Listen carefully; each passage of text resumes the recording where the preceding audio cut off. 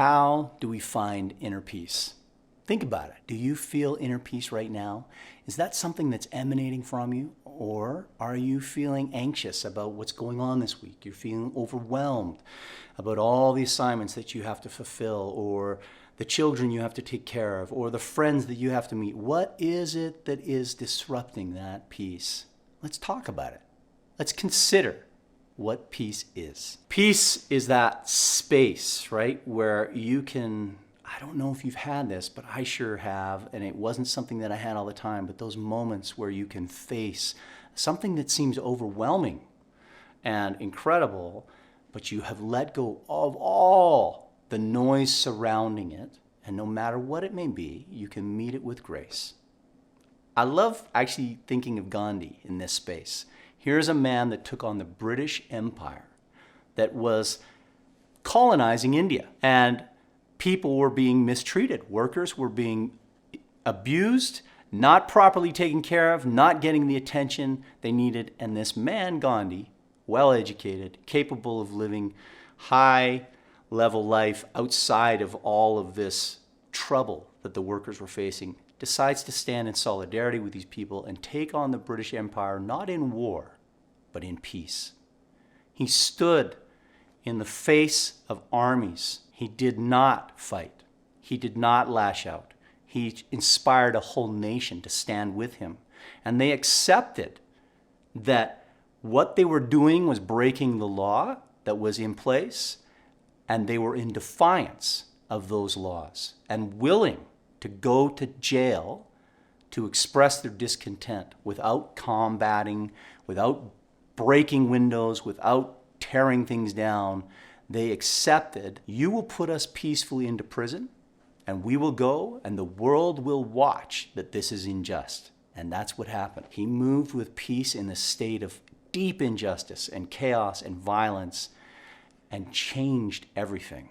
That's peace. That's the power that we want to tap into. So tapping into our emotional state that we feel is really important to getting to peace.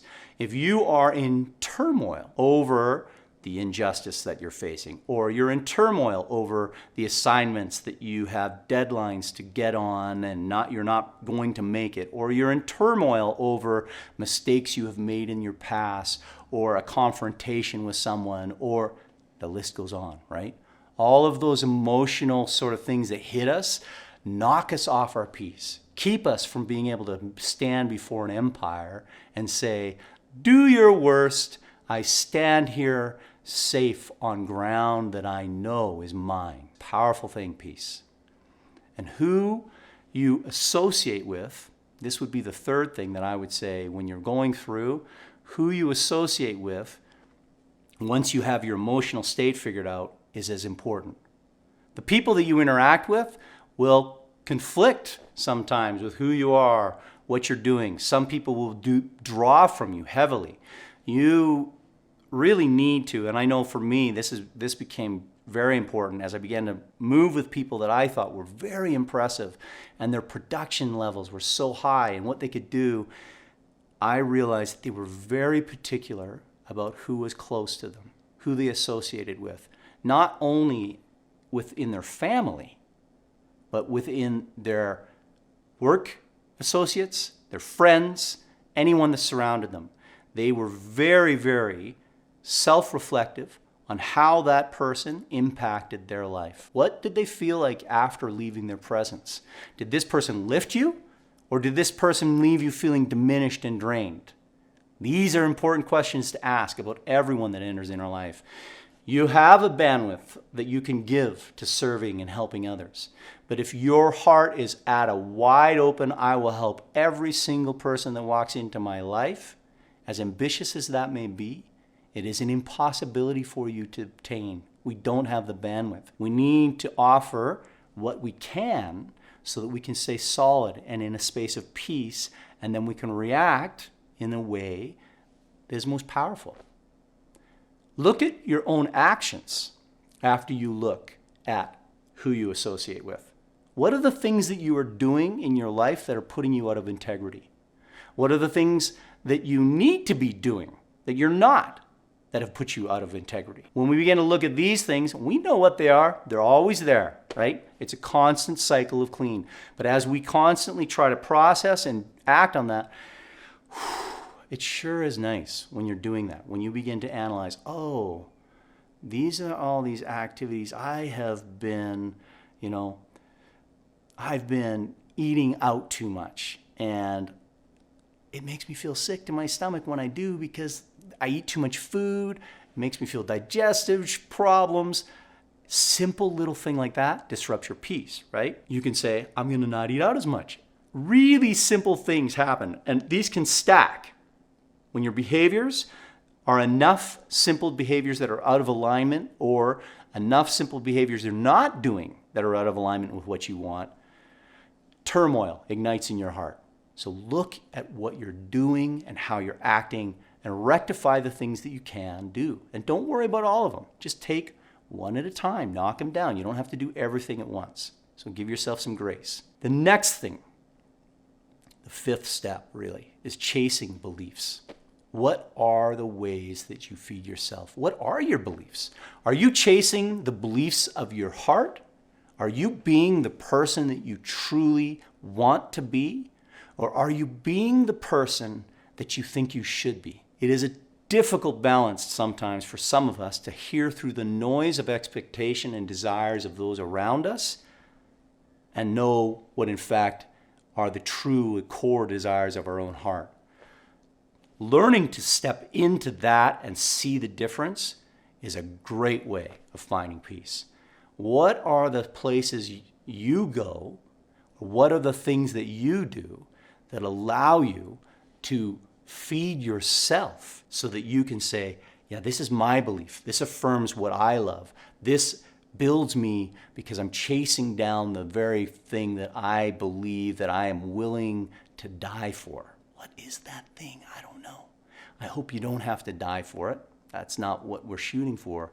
But to have a belief that is so compelling that you're willing to stand in the face of shame and do whatever is so powerful. After you chase down beliefs and you know what they are, you can ferret those out, then you can have the bandwidth to really help others.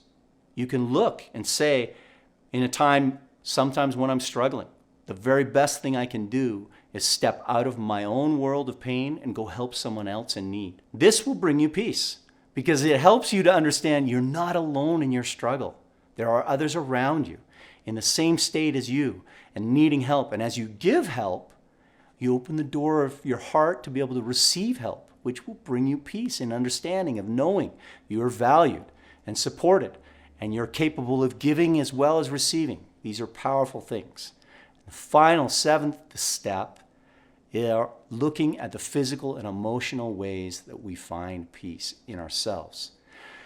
Physical ways. Many people do things like exercise. They have activities. It can be music. It can be sports. It can be walks. It can be something in a space, working out in the field. All of these things bring peace to people that do them. Activities that get your body moving, in motion. They will help us find peace. It is not simply about being quiet. Emotional ways of bringing peace. Aligning to your heart, understanding how you're feeling, deeply stepping into your body and feeling where those emotions are hitting you. What is that tightness in my heart? Why are my shoulders stressed out and tight? What is going on?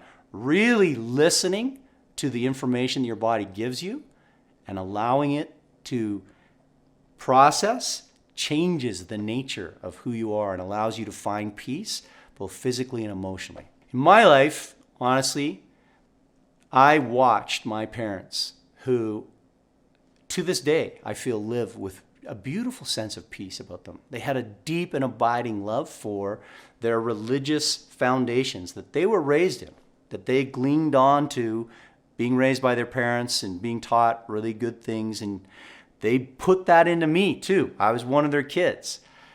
And I always admired how bravely they embraced our religious belief, particularly in the area where I lived, where there was not many people around that shared the belief system that I grew up with in Canada. There were many times when my dad, I'd get home, I'd invite a friend over for dinner, and he would call us to prayer before dinner. I have 11 brothers and sisters. We would sit around this massive table that we bought from a castle in England and had flown over this big oak table. We have loaded with food, and we would kneel down and we would pray and give thanks for the food. It's a nice idea, the idea of gratitude. And my dad would give these long, long prayers. I was so embarrassed and ashamed that we were doing this with my friends there who didn't pray, who didn't do this in their homes. It left me feeling ashamed. And it was something that I could never really overcome because I didn't actually believe in exercising my religion in the way my father was doing it. Though my father was a very, very great guy who helped and gave and demonstrated things that I wanted to demonstrate with integrity in my own life, the way he did it didn't sit right for me. And I didn't understand that I could have my own process and follow my own beliefs. And really, foundationally, we believe the same thing. It's just the steps we take to fulfill our beliefs are different. And I didn't think I could go and follow this process and be okay. But once I had gone through all of those 7 steps, I saw my own path. And when I saw my own path, I began to understand how to act in the way that my parents did, with bravery in the face of what potentially for me was a very embarrassing situation. Expressing my beliefs in front of people that wouldn't necessarily agree with me was terrifying. But now I can say, hey, I believe in this, and if you don't believe in what I do, I'm okay with it. I'm not defensive. I'm at peace. I'm following my heart. If this is something you want, I hope this helps. This video on peace. Stick around. I got more coming up. I'm James. Thanks for joining me.